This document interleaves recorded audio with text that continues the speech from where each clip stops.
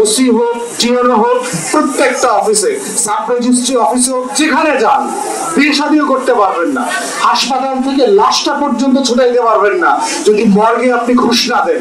আজকের এই ঐতিহাসিক জেলার যে অনুষ্ঠান এবং আয়োজন, এই আয়োজনে যারা দিন রাত পরিশ্রম করেছেন, খেটেছেন, অবশ্যই আমাদের দলের সম্মানিত যুগ্ম সাধারণ সম্পাদক এবং দপ্তর সম্পাদক, সুপ্রিম কোর্টের বিশিষ্ট আইনজীবী জনাব অ্যাডভোকেট আব্দুল্লাহ আল মামুন রানা এবং জেলার যারা নেতৃবৃন্দ, তাদের সবার প্রতি শুরুতেই কৃতজ্ঞতা প্রকাশ করছি যে আজকের এই আয়োজনের পিছনে দিন রাত পরিশ্রম করবার জন্য।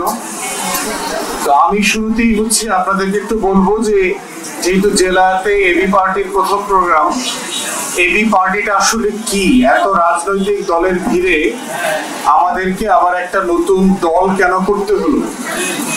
বাংলাদেশে তো অনেক রাজনৈতিক দল আছে, নিবন্ধিত দল আছে আপনার 54 মতো, যদিও আমরা সবাই এই দলগুলোর নাম জানি না, কিন্তু পরিচিত 5-7টা দল আছে যাদেরকে মোটামুটি আপনারা দেখেন, চেনেন, তাদের কোনো না কোনো কর্মসূচি আছে। তো এখন সব জায়গাতেই আমরা যখন নতুন প্রোগ্রামে যাই আমাদেরকে এটা জিজ্ঞেস করে যে আসলে আপনাদেরকে নতুন দল কেন করতে হলো, পুরাতন দলগুলো কেন আমার আপনার আকাঙ্ক্ষা স্বপ্ন মিট করতে পারছে না। বাংলাদেশে দেখবেন এটার উত্তর প্রথম কথা যে আপনাদেরকে নিজেদেরকে প্রশ্ন করতে হবে যে আমার দেশে আসলে রাজনীতি এবং রাজনৈতিক দল কখনো ছিল কিনা।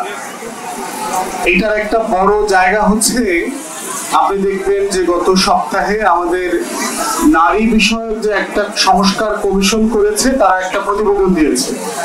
আমাদের এখানে অনেক মা বোনরা আছেন, ছাত্রীদেরকে, তরুণীদেরকে দেখতে পাচ্ছি। একটা বিষয় হলো যে বাংলাদেশের 52% প্রায় নারী।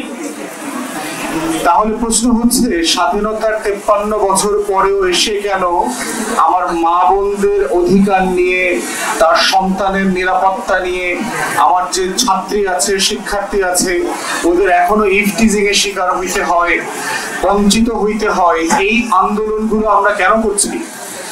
কদিন পরপরই আপনি দেখবেন যে এখানে একটা শিশু বাচ্চা ধর্ষিত হচ্ছে, এক বৃদ্ধা মা ধর্ষিত হচ্ছেন, এখানে সেখানে আপনার ছাত্রীদেরকে বিচ্যুতি করা হচ্ছে।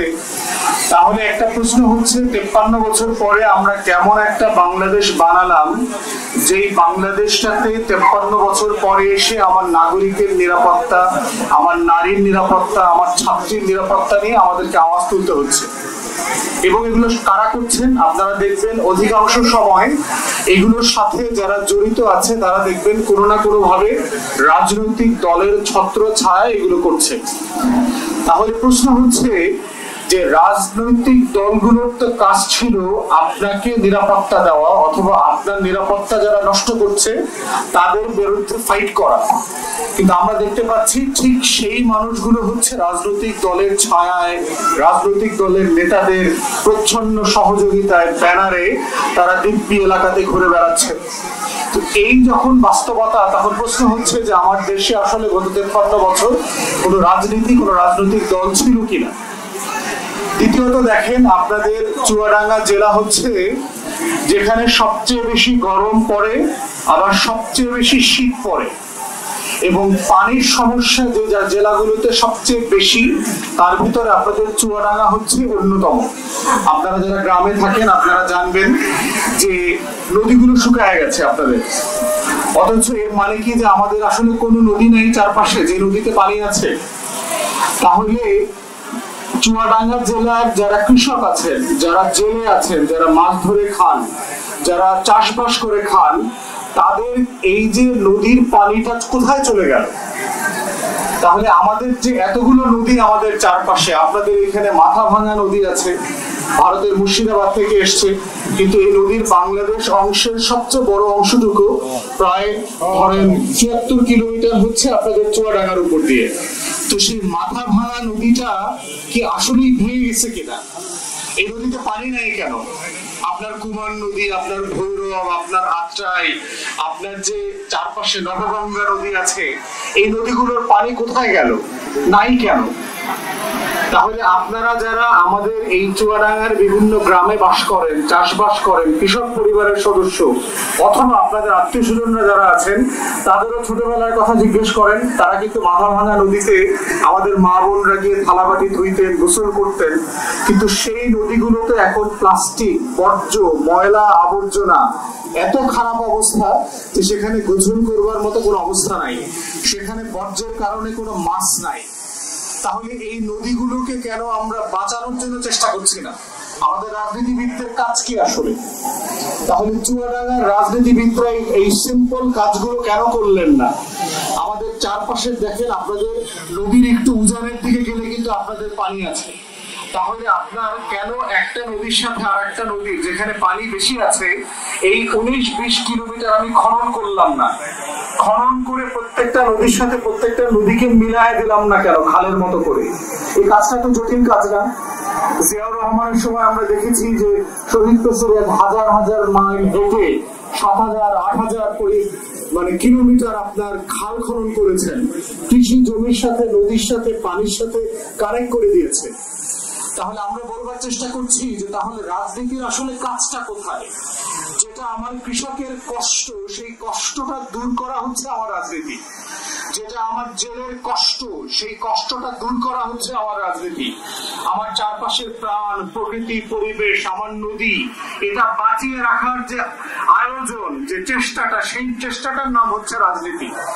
আপনাদের জীবনটাকে সহজ করবার কাজ হচ্ছে রাজনীতি। চুয়াডাঙ্গা একটা বড় ভারতীয় সীমান্ত অঞ্চল আছে আপনাদের সাথে। প্রায় দেখি আপনার বিএসএফ আমাদের নাগরিকদেরকে এখানে এসে অন্যায় ভাবে আপনার আহত করে, তার গরু ছাগল নিয়ে যায়, ধান কাটতে যায় না, এবং কখনো কখনো গুলি করে মানুষ মেরে ফেলে।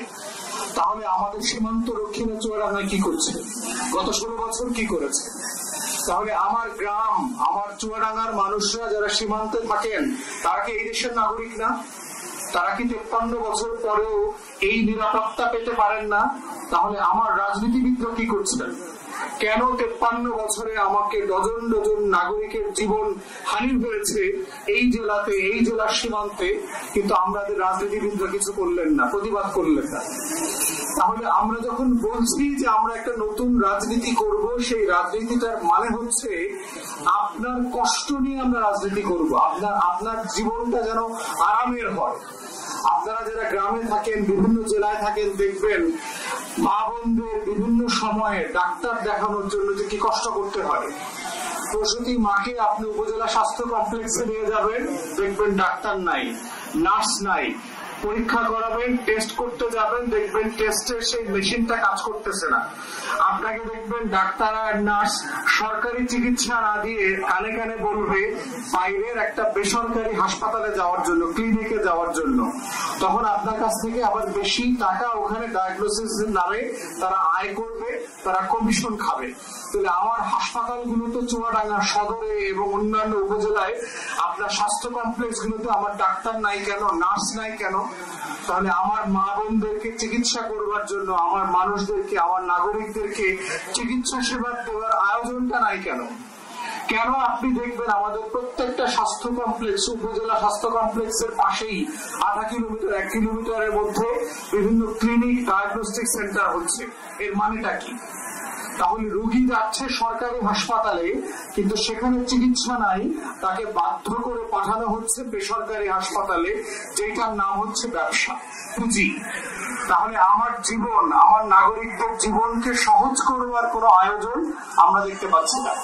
আপনার জেলার স্কুল কলেজের অবস্থা দেখলাম। এই জেলার স্কুল কলেজের কিন্তু একসময় ঐতিহ্য ছিল।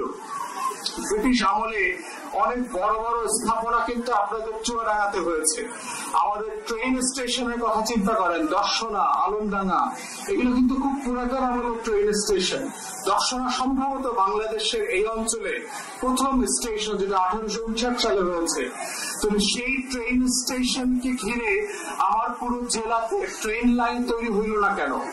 ঢাকা থেকে আসতে 230 কিলোমিটার কেন আমাকে 5 ঘন্টা 6 ঘন্টা ট্রেন জার্নি করতে হবে? আমরা যারা লম্বা সময় ইউরোপে ছিলাম, ব্যারিস্টার নোমান ছিলেন, রানা ভাই গেছেন, আমরা এর থেকে অনেক দূরের জার্নি করে অন্য শহরে গিয়ে আপনার শুনানি করে আসতাম সকালের ট্রেনে।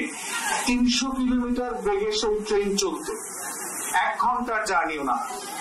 ঢাকা থেকে চুয়াডাঙ্গা আসতে 1 ঘন্টাও লাগার কথা না, তাহলে সেই ট্রেনটা কেন আমার এখানে আসতে 6 ঘন্টা লাগে?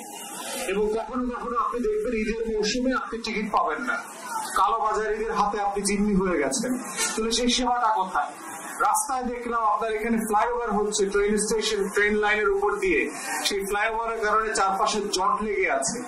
এই জট লাগার রাস্তাটা, ফ্লাইওভারটা কতদিন ধরে চলবে? আসলে এটা কয় মাসের কাজ?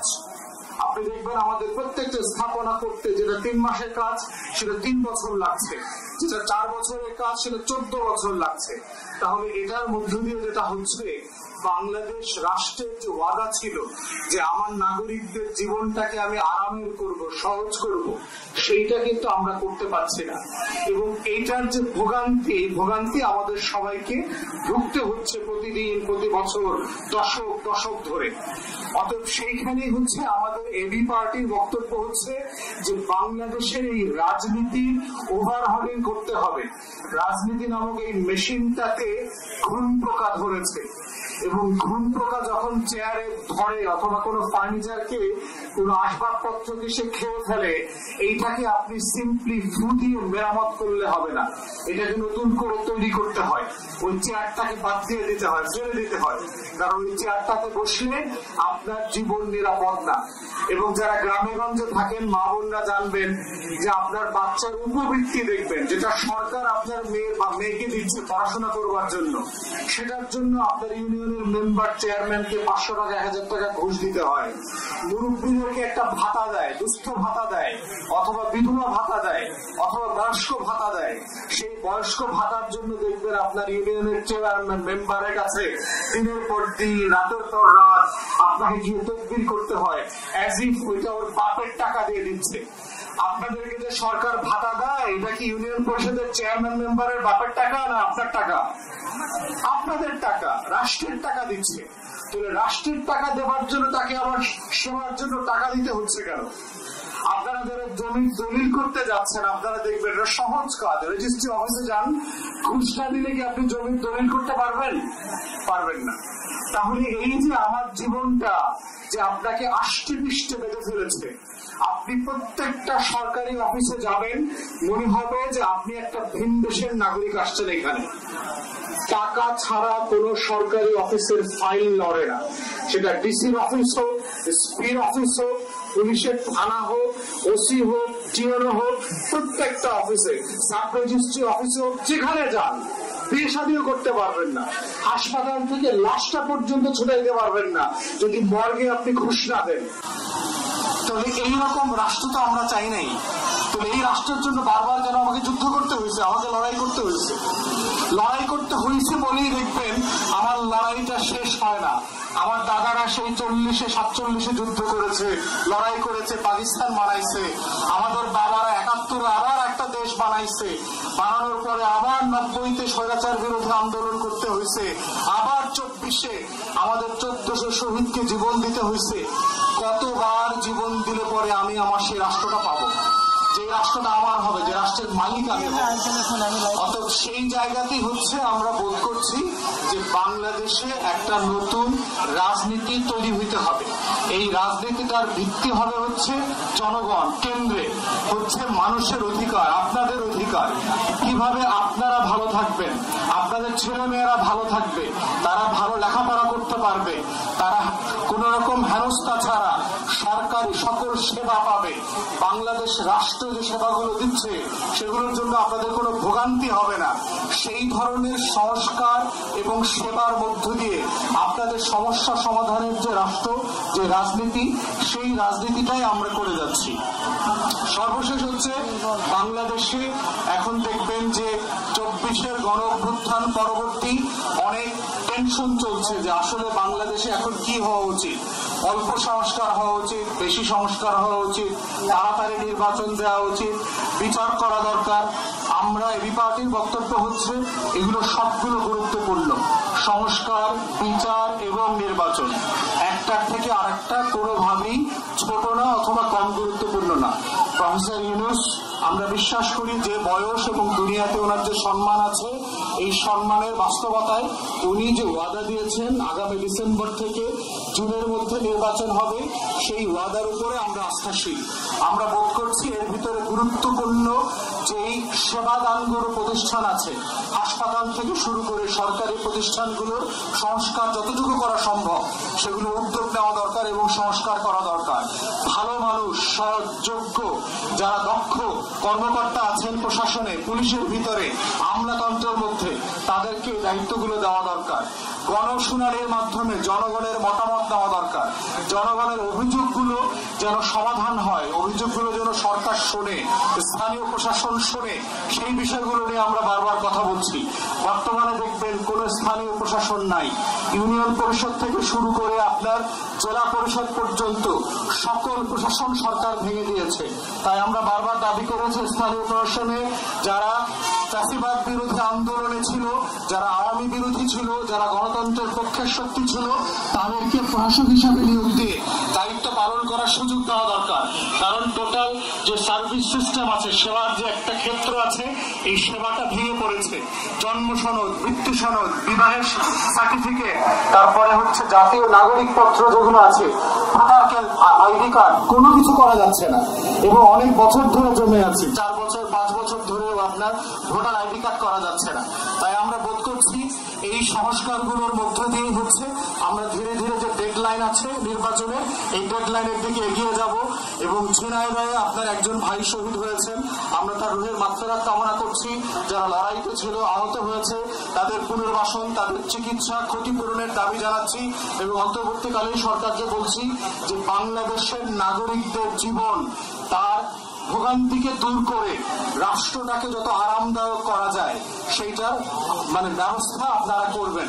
চুয়াডাঙ্গা আর একটা সমস্যা হচ্ছে মাদকের সমস্যা, আর একটা সমস্যা হচ্ছে বেকারত্বের সমস্যা। ঘরে ঘরে তরুণ তরুণীরা শিক্ষিত বেকার হয়ে আছে। আমরা সরকারকে বলছি ক্ষুদ্র ঋণ দেওয়ার মাধ্যমে সুদবিহীন ঋণ দিতে হবে, কৃষককে এবং তরুণ তরুণীদেরকে প্রশিক্ষণ দিতে হবে, দিয়ে তাদের কর্মসংস্থানের ব্যবস্থা করতে হবে। যেই টাকাটা তারা আয় উপার্জন করে আস্তে আস্তে ফিরিয়ে দেবে। কর্মসংস্থান সম্মানজনকভাবে দিতে পারলে পরেই আমাদের তরুণ তরুণীরা, ছেলে মেয়েরা বিতর্কিত কোনো কাজের মধ্যে যাবে না, তারা ড্রাগের মধ্যে যাবে না, কোনো বাজে কাজে জড়াবে না এবং তারা কর্মসংস্থানের মধ্যে দিয়েও রাষ্ট্রকে কর দেবে এবং এইভাবেই তারা সম্মানজনক জীবন জীবিকা আয়োজন করে রাষ্ট্রকে অবদান রাখতে পারবে। অন্তর্বর্তীকালীন সরকারের কাছে আজকে চুয়াডাঙ্গাবাসীকে ধন্যবাদ জানিয়ে আমার বক্তব্য এখানে শেষ করছি। সবাইকে অসংখ্য ধন্যবাদ। আসসালামু আলাইকুম। প্রিয় দর্শক, এতক্ষণ আমরা ওনার বক্তব্য শুনলাম এবং উনি যে ধরনের বক্তব্য দেন এটি অবশ্যই দেশের নাগরিককে জাগ্রত করার বক্তব্য দেন এবং মানুষ যে বিষয়গুলো সাফার করে বা তার জীবনের প্রতিদিনের ঘটনাগুলোর মধ্যে থেকে যে জিনিসগুলো সে কন্টিনিউ তার জীবনে চলার পথে যে বিষয়গুলোতে সাফার করে, বিভিন্ন বিষয়ের উপর কেন্দ্র করে সেই বিষয়গুলো উনি কিন্তু বিভিন্ন বিষয়গুলো কিন্তু তুলে ধরেছেন, যেখানে ওনার দল পাশাপাশি উনি যে ধরনের রাজনৈতিক চিন্তাভাবনা করেন সেগুলো কিন্তু এই নাগরিক অধিকার বা যে বিভিন্ন জায়গায় যে নাগরিক হয়রানির যে বিষয়গুলো আছে, জমি দলিল করার ক্ষেত্রে, বিভিন্ন আইনের প্রক্রিয়ার ক্ষেত্রে, পাশাপাশি আপনার হচ্ছে ইউনিয়ন পরিষদে বিভিন্ন ধরনের আপনার হচ্ছে স্কলারশিপ, পাশাপাশি আপনার যে বিভিন্ন কার্ডের মাধ্যমে যে গভর্নমেন্ট বিভিন্ন ধরনের ত্রাণ দিয়ে থাকেছে সেই বিষয়গুলো নিয়ে তাদেরকে ঘুষ দেওয়ার বিষয়গুলো আছে এবং বিভিন্ন প্রতিষ্ঠানে ঘুষের যে লেনদেন ফাইল যে এক টেবিল থেকে আর এক টেবিল নিয়ে যাওয়ার ক্ষেত্রে যে টাকার লেনদেনের বিষয়গুলো আছে, এগুলো কিন্তু জনগণ হচ্ছে রাষ্ট্রের কাছেই কিন্তু সাফার হচ্ছে এবং রাষ্ট্রকে ঘুষ দেওয়ার মাধ্যমে তার জীবনের কাজকর্মগুলো করায় নিতে হচ্ছে, কিন্তু রাষ্ট্র কিন্তু তাদেরকে স্যালারি দিয়ে কিন্তু এই কাজের জন্য রেখেছে। তো সেই জায়গায় আমরা বলবো তার যে বক্তব্য অনুযায়ী যদি এইরকম বাংলাদেশ, ভবিষ্যতের বাংলাদেশ যদি গড়ে ওঠে বা সামনে এইরকম দিন যদি দেশের মানুষ পায়, তাহলে অবশ্যই একটি ভালো বাংলাদেশের আশা তাদের থাকবে এবং ভবিষ্যৎ রাজনীতি এবং ভবিষ্যৎ কর্মপরিকল্পনা অবশ্যই দেশের ভালো হবে, এই আশা আমাদের থাকবে।